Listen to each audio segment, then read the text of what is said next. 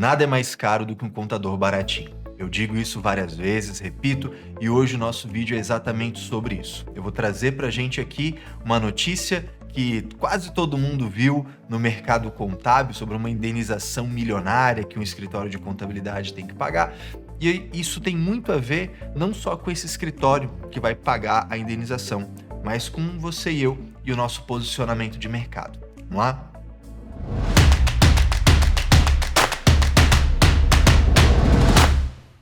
Muito bem, tivemos a publicação de uma notícia, né, saiu no Valor Econômico, saiu em vários lugares, sobre um escritório de contabilidade que vai pagar uma indenização a um escritório de advocacia.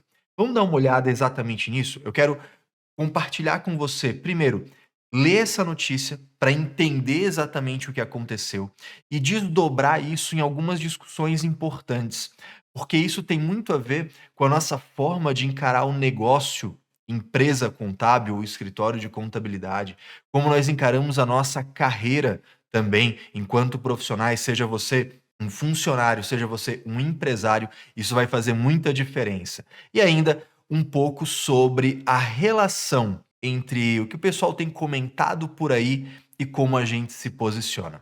Vamos nessa? Opa, tudo bom? Me empolguei no conteúdo e não me apresentei. Meu nome é Caio Melo, sou contador de formação, tenho uma escola para contadores, a CSM Educação. Lá eu ensino tanto assuntos técnicos, débito e crédito, tributação, societário, quanto alguns assuntos sobre posicionamento, gestão. Tem aula de processo operacional padrão, tem aula sobre partnership, tem aula sobre Simples Nacional, lucro presumido, tem aula sobre tudo isso. Ou seja, é uma escola que vai ensinar coisas que todo contador precisa saber. E se você se interessar em se aprofundar, se especializar em alguns nichos, eu sou especialista em construção civil, atividade imobiliária e holding, e eu tenho formações sobre isso. Mas para não ficar muito longo, clica aqui embaixo no link da descrição e conhece um pouquinho mais do nosso trabalho, beleza? Agora vamos continuar para o conteúdo. Vamos lá, então para a gente começar, eu quero ler alguns trechos da notícia com você. Então tem aqui, né? Escritório de contabilidade deverá indenizar advogados, né? Decisão no Tribunal de Justiça de São Paulo dá cerca de 1 milhão de indenização por erro. Vamos lá. Pô, Caio, mas não é justo, foi só um erro. Pois é, a primeira coisa que a gente tem que conversar é o seguinte: lá no Código Civil, a gente tem a previsão de que o contador, né, o contador que é colocado como um preposto na terminologia do Código Civil, que o contador ele responde pessoalmente para o seu cliente naquilo que ele tiver culpa. Ou seja, mesmo que não haja intenção, mesmo que não haja dolo, se houver culpa do profissional contábil, sim, ele responde pessoalmente por isso. Mas vamos entender o caso e a gente volta a debater essas nuances. Está dizendo aqui para gente, né, que o TJSP condenou o escritório a pagar uma indenização, né, uma banca de advocacia, após um erro no preenchimento de dados contábeis que resultou em pagamento muito maior de ISS. Ou seja, estamos falando aí de um erro em que o escritório, por não preencher corretamente algo, não fazer uma opção correta daquele regime de tributação do ISS, fez com que o cliente, nesse caso o escritório de advocacia, pagasse muito mais tributo do que poderia ter sido, tá bom? Então a empresa deve ressarcir os valores pagos a mais de imposto, né, descontando, claro, o que teria sido recolhido se a opção do regime correto tivesse sido feita. No caso, são 480 mil aproximadamente, que com as devidas correções superam 1 milhão. Muito bem. Daí continua dizendo aqui que essas decisões, né, são raras, porque normalmente o que acontece? Normalmente a gente tem, por algum erro de preenchimento de declaração, a pessoa pagou um imposto a mais, né, mas aí o contribuinte acaba ressarcindo isso, né, o principal, e imputa-se à contabilidade, por exemplo, multas, juros, né, quando é um recolhimento a maior ou algo assim. Beleza? Então, por isso diz aqui que realmente é uma decisão rara, né? Segundo o processo, no que diz aqui a notícia para gente, né, o escritório de contabilidade perdeu o prazo para optar pelo recolhimento do ISS calculado conforme o número de profissionais, né, que seria até 31 de dezembro de 2019, naquele caso específico. Menciona aqui a legislação que trouxe um regime especial para recolhimento de sociedades uniprofissionais, né, e que a partir disso o escritório de advocacia, assim como várias outras atividades, né, podem recolher trimestralmente um ISS fixo e proporcional ao número de profissionais habilitados, né? E a Prefeitura de São Paulo exige que seja feita essa opção do recolhimento, né, do ISS nessa modalidade, nesse regime especial, vamos chamar assim. Do contrário, fica obrigado a recolher um percentual sobre a receita, né, sobre o faturamento, que nesse caso seria ali de 5%. Essa é a grande questão, esse é o grande ponto de discussão dessa ação judicial que já, né, já foi decidida, como diz aqui na notícia. Tá? Então, por conta disso, essa situação atípica. O escritório de contabilidade está tendo que pagar a mais, né, a diferença a mais do ISS, porque, olha, se você tivesse feito, diz o escritório, diz o cliente, se você tivesse feito a opção pelo regime correto, eu pagaria X. Por que você não fez?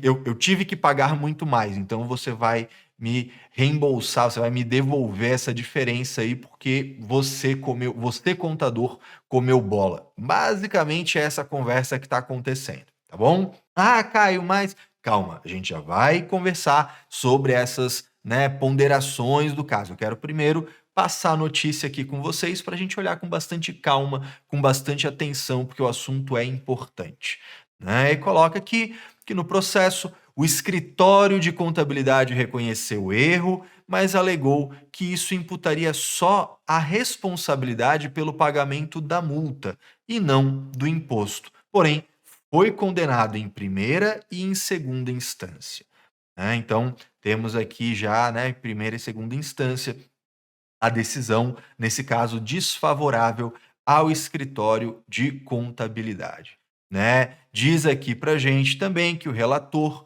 o senhor Carlos Russo, falou o seguinte: restou demonstrado que a ré, né, no caso, o escritório de contabilidade, que foi contratada, né, descurando de providenciar o oportuno pedido de enquadramento fiscal da autora, escritório de advocacia, né, deu causa, né, à exacerbação de cobrança do imposto municipal. Ou seja, não foi um recolhimento indevido que você pode fazer um pedido de restituição, por exemplo. Foi um recolhimento devido.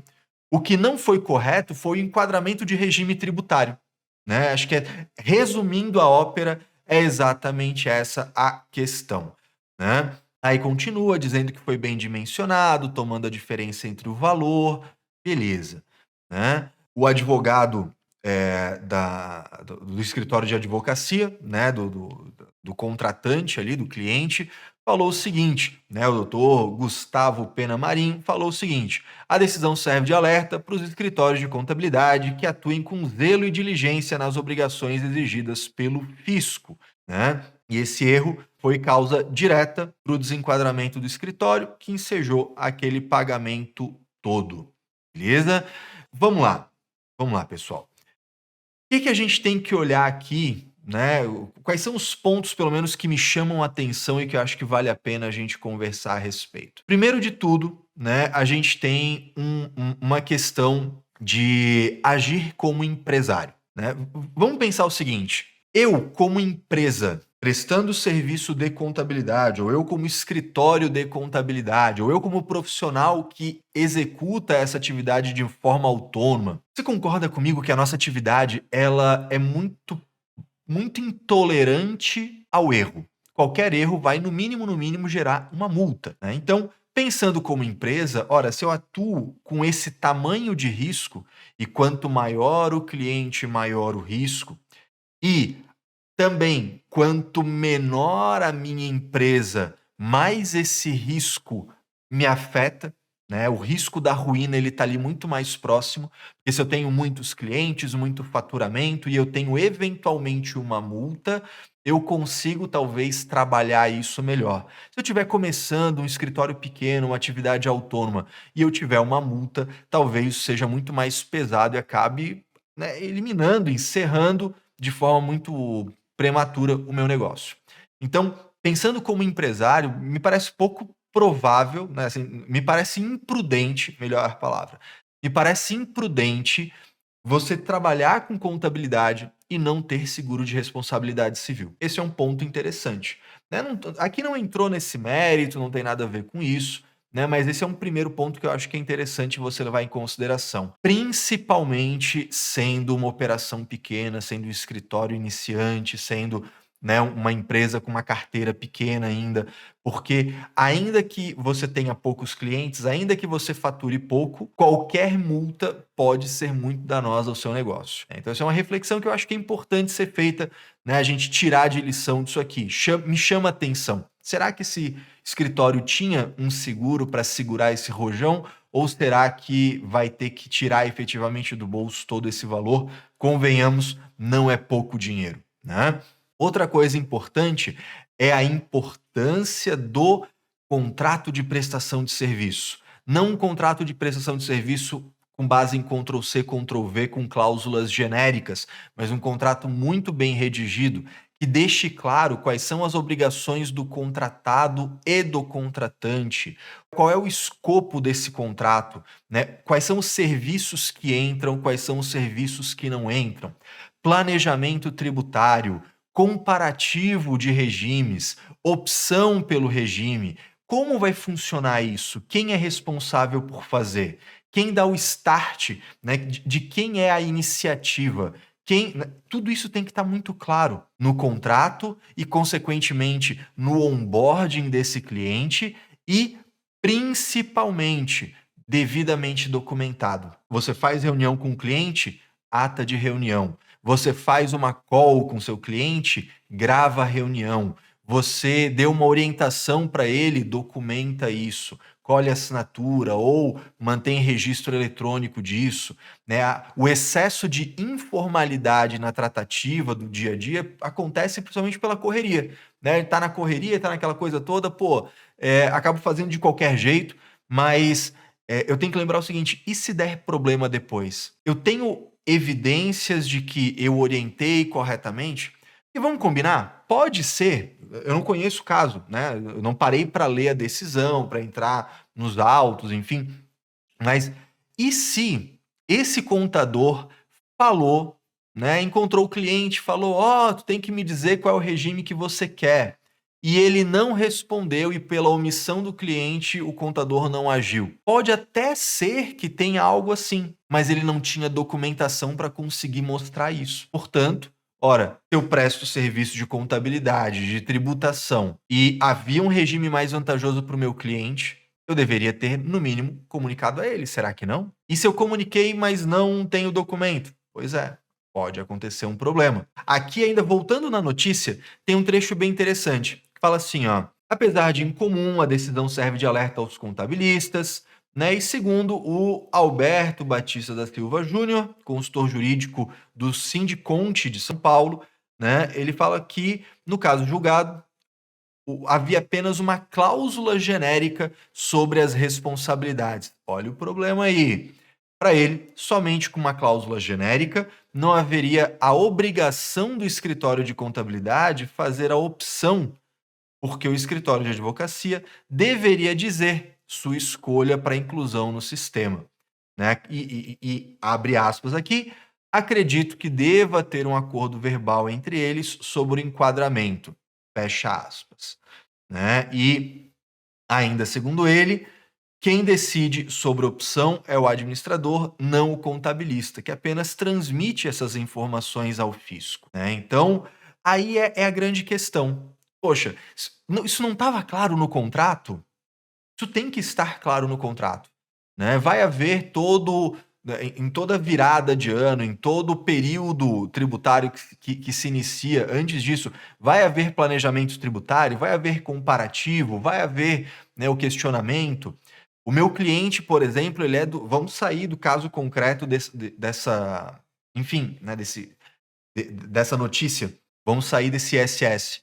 O meu cliente é do Simples Nacional. De quem é a iniciativa de verificar? Pô, ano que vem, vamos continuar no Simples? Vamos para o lucro presumido? Vamos para o lucro real? Se o cliente descobre no meio do caminho, poxa, eu continuo sendo do Simples Nacional, mas eu poderia ter sido do lucro real. De quem é a responsabilidade por isso, por essa, no mínimo, omissão de não ter escolhido o melhor regime tributário? É claro que a decisão sobre a opção é da administração. Isso, quanto a isso, não há dúvidas.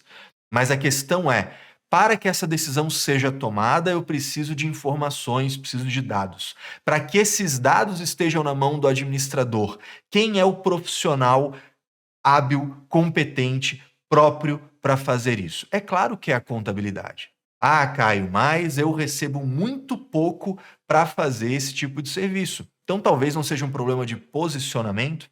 Volto à frase: nada é mais caro do que um contador baratinho, porque é óbvio que a conta vai ter que fechar, né? Se você cobra muito pouco, né, qualquer profissional, se ele cobra muito pouco, ele não vai ter recursos para atender bem aquele contrato. E para ganhar um bom dinheiro, ele vai ter que ganhar no volume, na quantidade de clientes. E, portanto, ele vai ter cada vez menos tempo para dedicar a cada cliente desse, né? Então, há uma questão aí clara de posicionamento. E nisso a gente tem que ir para uma próxima conversa, para uma próxima reflexão. Porque entrando nessa notícia, havia uma série de comentários, e muitos deles de advogados. E de advogados descontentes com contadores, falando que contador é muito ruim, que contador não atende bem, que contador faz besteira, que meu contador também fez isso, fez aquilo.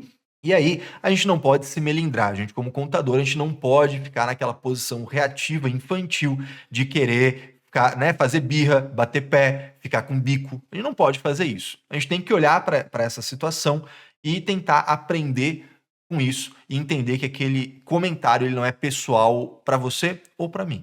Ele é um comentário da experiência que aquela pessoa teve. Eu poderia entrar no mérito de que os advogados, assim como os contadores, sofrem dos mesmos problemas.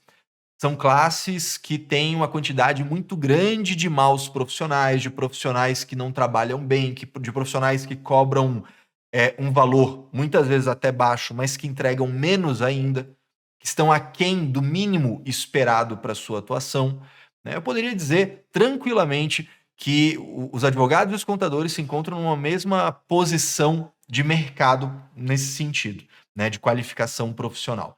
Mas antes eu queria chamar para a primeira pessoa do singular, para o eu. Eu queria que você fizesse esse exercício comigo. Porque ao olhar aqueles comentários, principalmente de advogados falando mal dos contadores que lhe prestaram serviço, a gente tem que pensar o seguinte: se essa pessoa está dizendo que contador é ruim, que contador não presta, que contador não fez o serviço direito, é porque ele teve essa experiência. E cá entre nós, vamos assumir, tem contador muito ruim, tem contador que só faz besteira, tem contador que não sabe a sua profissão, que não sabe uma lei, uma norma, um CPC, que não sabe absolutamente nada, que copia e cola o que alguém manda e que não seria capaz de fazer um planejamento tributário, um comparativo de regimes e, inevitavelmente, comeria a bola, como foi o caso dessa notícia. Então, assim, vamos parar de colocar essa culpa simplesmente lá no outro. Ah, porque que absurdo falar mal de uma classe. Tá falando, a pessoa provavelmente está relatando a má experiência que ela teve com alguns profissionais concretos dentro desse mercado. E a gente sabe que esses profissionais existem. E é para isso que a gente trabalha. Se você está nesse vídeo, eu sei que você é uma pessoa séria, eu sei que você é uma pessoa que quer fazer um trabalho de excelência, se já não o faz. Portanto, isso não tem que atingir a gente. Olha, isso tem que atingir por um outro viés. Se esse tipo de comentário for para atingir a gente de alguma forma, ela tem que ser no nosso posicionamento e na nossa comunicação. Porque o posicionamento, ele é responsabilidade minha. Eu quero que você faça esse exercício de primeira pessoa do singular. Sou eu. O posicionamento é responsabilidade minha e não de quem percebe. Eu preciso comunicar. Se tem um monte de gente por aí fazendo serviço ruim e gerando essa má fama da contabilidade, o único caminho possível para que a gente melhore isso é mostrar que há algo diferente.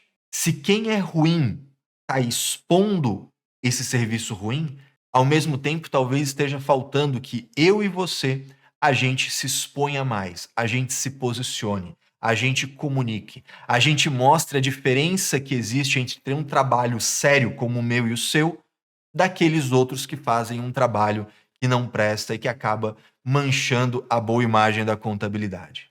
Então, quando eu vejo aquele comentário, né, quando eu leio ali o comentário do pessoal falando dos contadores, falando da contabilidade, assim, cara, temos um grande trabalho pela frente. Temos o trabalho de que precisamos ser cada vez melhores e, principalmente, mostrar que nós somos melhores, mostrar que existe diferença. Se a gente não fizer isso, será nossa responsabilidade o triste fato de que essas pessoas olham só para uma má experiência e acham que todos os contadores são daquele jeito. Agora, a gente só consegue mostrar que é bom sendo bom. E aqui a gente vai para um terceiro ponto que eu gostaria de trazer atenção para você. É o seguinte, olha como é importante estar atualizado, entender da área, dominar tecnicamente, saber o mínimo. E mais do que isso, talvez até dominar com profundidade, ser especialista na atividade do meu cliente. Porque lendo essa notícia, eu fico me perguntando, será que aquele contador, será que aquele escritório entendia do tema? Será que ele conhecia esse regime especial? Será que ele sabia quando que era o momento? Será que ele tinha capacidade de fazer o comparativo tributário? Ou ele era só mais um que não estudava, não se atualizava, não corria atrás e ficava em grupinho de WhatsApp pedindo modelinho de tabela, modelinho de planilha, perguntando qual é o melhor regime para um escritório de advocacia e qualquer um respondia e ele acreditava sem capacidade de validar isso? Será que ele conhecia o suficiente o mercado em que ele estava atuando, nesse caso de contabilidade para escritórios de advocacia? Será que ele dominava o suficiente esse segmento, esse nicho, para conhecer as boas ou as melhores práticas e estratégias daquele mercado específico? Porque, é claro, é diferente você atender um escritório de advocacia e você atender uma padaria. É diferente você atender uma padaria e você atender uma incorporadora. Cada segmento tem dores específicas, tem estratégias mais próprias. E isso precisa estar claro, a gente precisa dominar isso. Por essas e outras, eu queria que você olhasse para essa notícia não com o olhar de uma fofoca, né? Ah, isso aqui é a Tititi, a revista Contigo da Contabilidade. Todo mundo vai falar disso hoje, amanhã e depois esquece. Eu gostaria que você tivesse um olhar não de imaturidade, não de melindre, não de olhar para aquilo, ter uma dor de cotovelo, assim, ah, estão falando mal do contador, que absurdo. Eu queria que você tivesse um olhar de aprender com isso. E mesmo que você não esteja nessa situação, mesmo que você seja um bom contador que estuda, que se atualiza, que tem um bom contrato de prestação de serviço, que tem o seguro de responsabilidade civil, mesmo que você tenha tudo isso, que você encare como um momento de reflexão para melhorar ainda mais.